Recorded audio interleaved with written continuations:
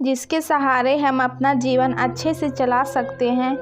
माँ ने कहा कि मेरा मन बिल्कुल भी नहीं कर रहा है कि तुम बाहर जाकर काम करो, मैं यहाँ पर अकेली रह जाऊँगी। बेटा बार बार जिद करके यही कह रहा था कि मुझे काम करना ही होगा, नहीं तो गांव में रहकर हम कुछ भी नहीं कर पाएंगे। तभी माँ ने कहा कि अगर हम शहर में जाकर रहते हैं तो हमारे पास रहने के लिए कोई घर नहीं है।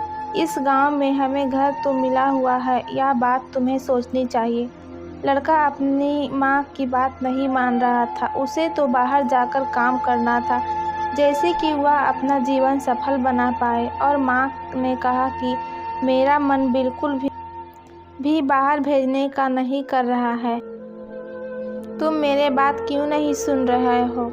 उसके बाद लड़के ने कहा कि मैं यह बात जानता हूँ कि आप अकेले रह जाओगे, लेकिन फिर भी मैं यही चाहता हूँ कि मैं कुछ काम करूँ जिससे कि आपको भी परेशानी ना हो।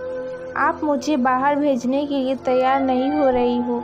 माँ का मन उसे बाहर भेजने के लिए नहीं कर रहा था। लड़का जिद करके बाहर चला जाता है और नौकरी की तलाश करना शुरू कर देता है, जैसे कि उनका जीवन सफल हो जाए। 1 महीना बीत चुका था, लड़के की कोई खबर नहीं थी। लड़का अभी तक वापस नहीं आया था। माँ को भी चिंता होने लगी थी कि लड़का यह कहकर गया था कि नौकरी की तलाश करने जा रहा है, अभी तक भी नहीं आ रहा। माँ ने देखा कि लड़का सामने से चला हुआ आ रहा है। माँ को इस बात से खुशी होती है। लड़का माँ के पास आता है और कहता है कि मुझे एक अच्छी नौकरी मिल गई है, अब हमें मुसीबत का सामना नहीं करना पड़ेगा। यह बात सुनकर माँ खुश हो जाती है।